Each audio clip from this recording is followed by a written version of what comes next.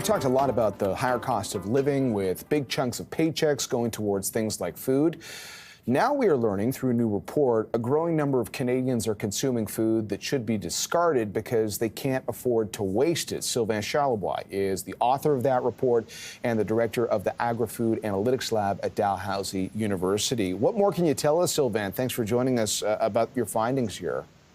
Well, so many months ago, we were getting calls about people risking at home eating food that may not be safe. And so we were wondering whether or not this is a national phenomena. Due to higher food prices, are people actually taking on more risks at home while cooking? And when you're preparing food, if you can't afford food and you can't afford to waste food, maybe some people are actually taking on some risk. And based on the evidence that we have now, it seems as though a lot of people are taking on more risks. About 1 Canadian 5 actually have fallen ill. They believe to have fallen ill due to the fact that they ate a product that was actually expiring or was actually close to its best before date.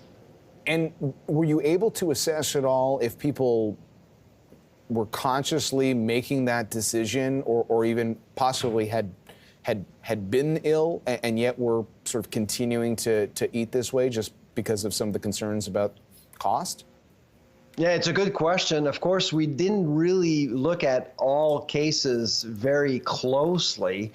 Of course, whenever you are at home and you're assessing food safety risk yourself, you have to go with your senses, smell, taste, of course, and people will make their own minds in terms of what is safe for them or not. The best before date is certainly an indicator for everyone, but what we've seen over the last few years is that some food actually do expire or turn even before we get to the best before date. So people are using more of their senses. So I guess basically, based on the results, a lot of people felt that, well, they weren't sure. They weren't sure whether or not a product was safe, but they actually ate it anyways. But of course, as you know, John, if you do eat an unsafe product and you do get sick, it would cost you probably more than wasting that food, because you'll probably miss work and you'll miss a couple of paychecks on top of that. Yeah. Well, let me ask you this question then. At the end of the day, did you get a sense that people are doing this just because of the costs associated with food? Well, they are actually looking at food, of course, as a necessity. What we're finding out, and we're looking at Statistics Canada's data that was released last week, actually, we're realizing that people are spending more of their household disposable income on food than last year. And so the pressure is clearly there.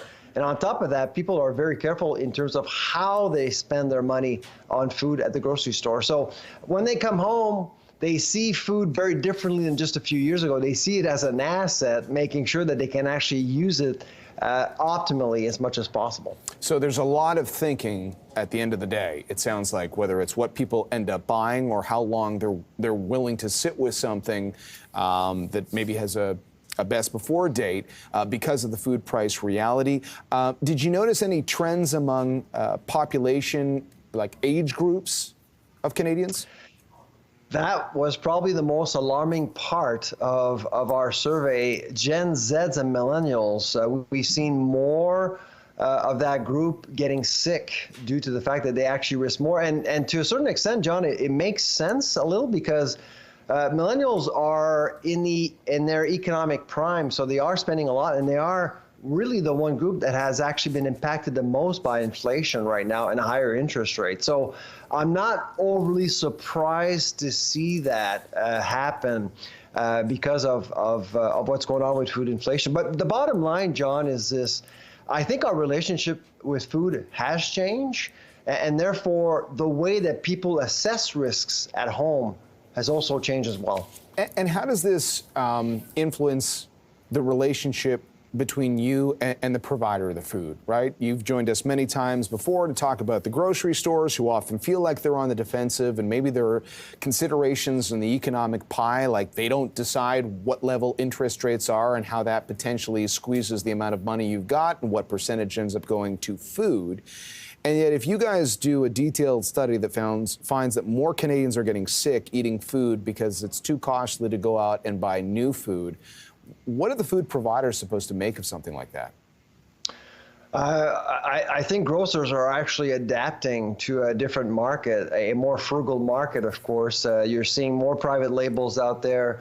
It's a trading down market, let's face it. And of course, with food service, you're seeing many grocers offering more ready-to-eat products. I'm not surprised to see that. So, and that's going to continue for a while. So until we actually get through, I would say this phase, and that phase could actually end probably by the end of the summer, we're likely to see more grocers adapting to a market that is really looking for low prices or the lowest prices possible. Can I ask you real quickly, Sylvain, are you seeing this phenomenon across the country? Is it more prevalent in certain areas than others? Yes, actually, where I am right now, so anything east of Ontario is affected more by food inflation than Ontario and west. We're seeing it in numbers when we look at household disposable income dedicated to food. When you look at the amount of money spent at the grocery store, inflation is impacting Canadians way more east of Ontario right now.